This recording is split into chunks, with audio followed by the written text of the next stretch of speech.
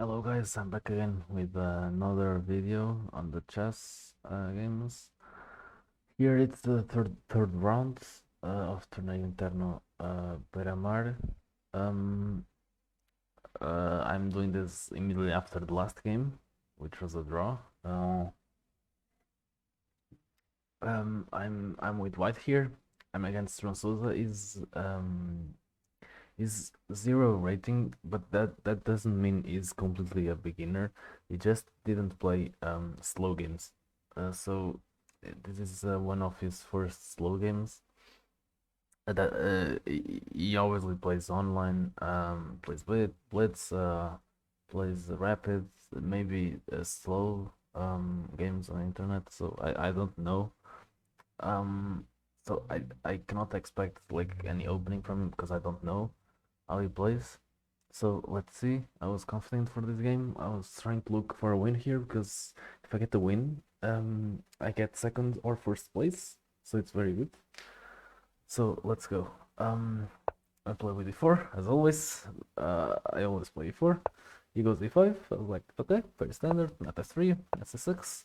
And here I have some openings. I will in the future. I want to learn the Scotch and this Scotch gambit with bishop c4, but I didn't play Scotch, and I don't also play the Italian.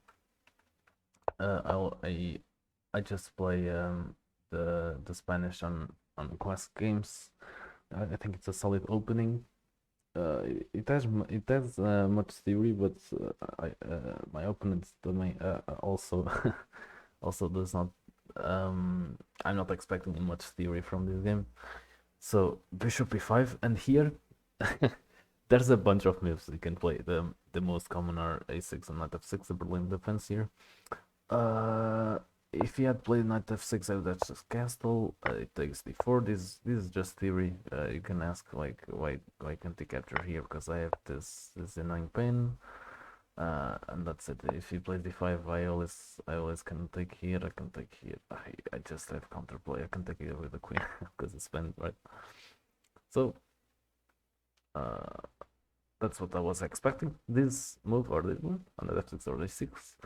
Um, the other moves are f5 with very sharp openings and or g6. G6 is not very common, and here he didn't play any of these moves, and I was shocked when I saw this because I just didn't see ever this movie played. He played queen f6, and I'm like, oh, I don't know this theory. I really don't know, and I don't know what he wants here. I think going for an early attack, but if he puts the knight on the four, I just take it and castle. I was very confused here and was afraid of this bishop. I thought of capturing here, but I'm just giving a bishop for a knight for no reason, and not even damaging the structure here, and the queen already attacking my pawn. If I capture just to demonstrate, queen takes, and I cannot capture here because it captures winning my knight, right? Well, no, because I have this. Well, I overlooked this, but it just takes here, which is which is very dangerous for in-law that I look at it, but there's no counterplay for me. Where am I put my knight? It's wet. Uh, check it. I just move the king. Yeah. Oh, okay. But I didn't want to give the bishop for this knight. It looks stupid. So here I play. Oh, and there's 8 games on the database, so very little games here. And the moves that the guys played was 8 games with castles and 5 games with c3 to go for a quick d4 and knight c3 3 games. And I played the best move, which is knight c3, which is already punishing this queen, looking for knight d5, attacking this queen, this early queen attack. And if I manage to put the knight here, attack this queen, it's very good for me because my knights are covering a lot of squares this queen can go. Right, very good. And I'm threatening the c7 square, which is a fork. So I was feeling good here. I think it was not no counterplay. And then I was thinking a lot here, and I started to think too about this move the night before. I was like, No, there's no way it's gonna play it. Because here I just take, and I play this, and I stopped here. My calculation stops here. I play knight d5, attacking the queen, and I stopped. I thought I was better, and I'm better here. And he played knight d4, and it followed like exactly the same. And here I thought a lot again because I was thinking about knight d5 or knight d2. That's just one move to advantage, and it's knight d5 going forward. And I will explain why. I didn't like 92. This is just passive. This pawn is unprotected. This bishop is unprotected. This knight is blocking everything. This bishop cannot go out, and his pawn is protected. Yeah, he can just put my bishop out, developing normal, and I have no advantage here. I go 95.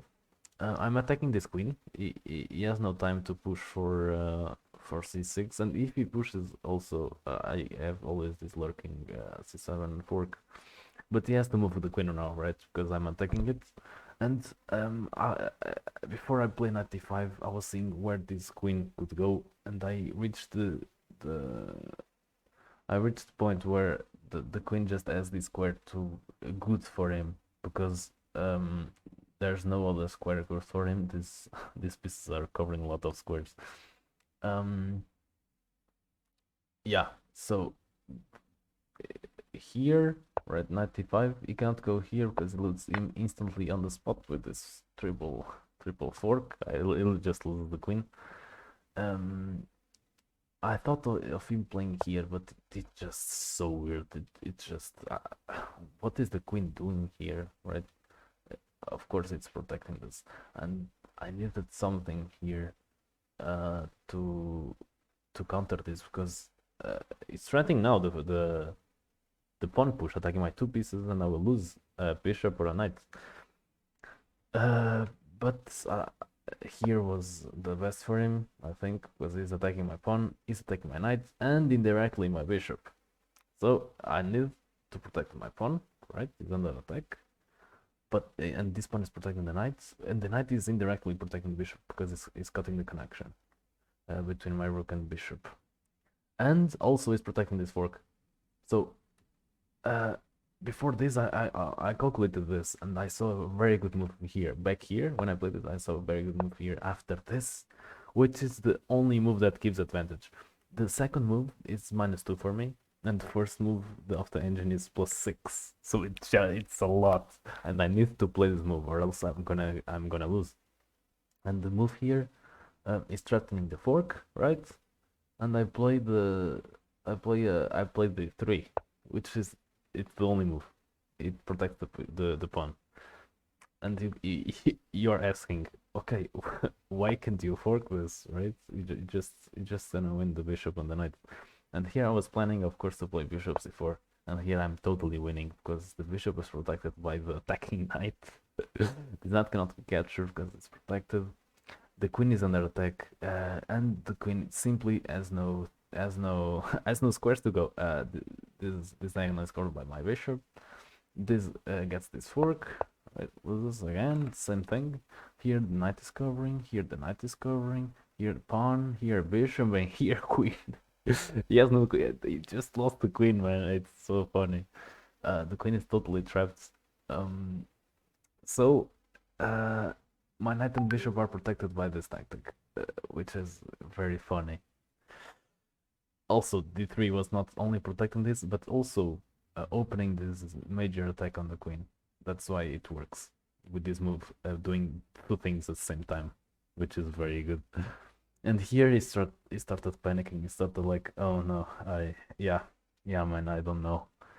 I'm not threatening this anymore because he just has bishop f4. And he tried what he could. He gave me a check, and here I was very happy because I played I played the best move.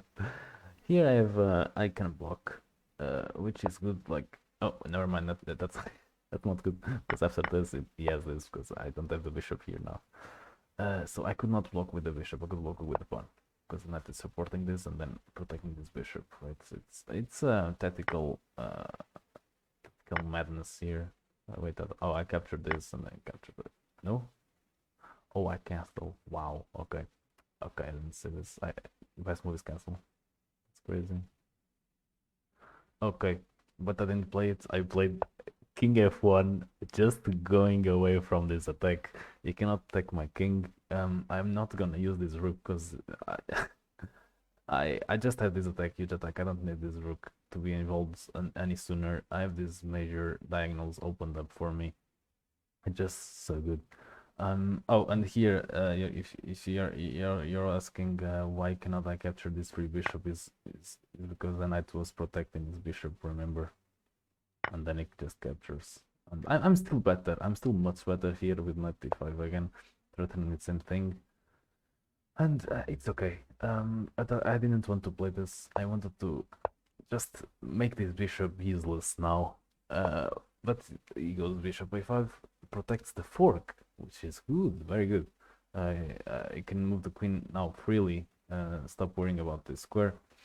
But here I play bishop f4 and it's done. The game is over. The queen has to move, and the only move here is this square is e6 because other move it just loses the queen, right? Here on queen h5 I take, so he needs to go here, only move, and I take here with the bishop. If he takes, GG, because I win the queen. That's why I didn't take. He's completely lost here. Or here he protects his bishop with this, but here I planned something. I plan to even take this one. Good. Never mind. I cannot take this one, but I can go away with my bishop and threaten this again. And he played a knight f6. And here he had a good point. Mm, I was like thinking for a lot because this move is tricky.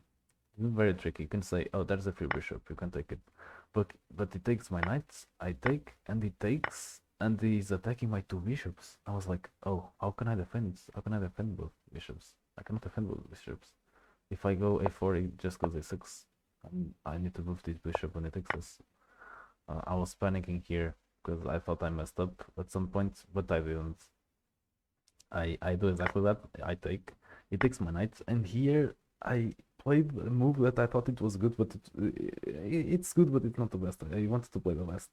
I played bishop c4, pinning this knight. I'm gonna win this knight anyways, and already defending my bishop, so I will be a piece up. Here it's totally cool, but this knight is lost because it's pinned, and that's it. Um, he goes knight e3 check just to get rid. I mean, not get rid, just to destroy my structure because this knight was lost anyway. So he preferred just to ruin my structure. He has a check. I always block, trade, and if he takes this, I mean, it's totally lost here. He goes b6, attacking my bishop, but I go bishop d5, attacking this rook because this pawn cannot go back. He plays rook b8. If he takes here, I always trade for the rook because the rook is 5, bishop is 3. I'm just happy. And now I retreat the bishop, threatening bishop d6 with trapping the rook. He goes bishop c7 to trade the bishops, and I go bishop d6, just attacking the rook. So here it's just totally lost. If he captures, yeah, I take the rook. If he moves the rook away, I take the bishop for free. So he did the best he could. He took my bishop, I took the rook, attacking this pawn, attacking this bishop. This king is not cancelled, this rook is playing. He goes king e7, which is good, attacks my bishop. So if I take this bishop, he takes my bishop. But I have two rooks and he just has one. I just take the pawn, threatening this pawn and the bishop again. He retreats to the bishop. I can choose to capture this or this, but that doesn't matter.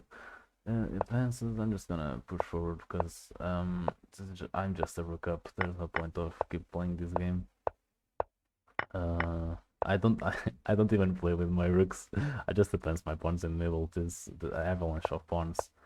I want to fix my bishop here to start pushing this pawn.